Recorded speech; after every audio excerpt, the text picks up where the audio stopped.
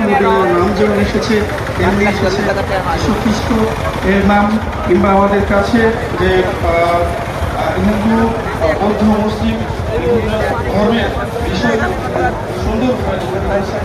তার মূল বিষয় ছিল মানবতা যেন জয় হয়, সকল মানব জাতি যেন একসাথে আর্থিক রাজনীতি নিয়ে বসবাস করে, তাদের মধ্যে কোনো ভেদাভেদ না থাকে, অশান্তি অশ্লীলতা বা না পায়।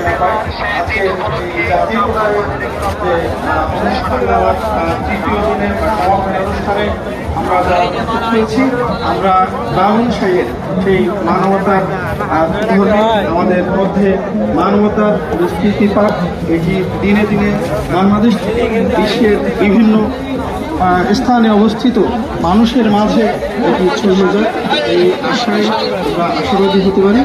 আজকে এই অনুষ্ঠানে আমাকে বক্তব্য দেওয়ার সুযোগ দেওয়ার জন্য অনুষ্ঠানের সম্মানিত সভাপতি এবং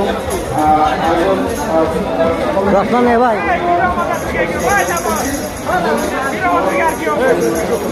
আমরা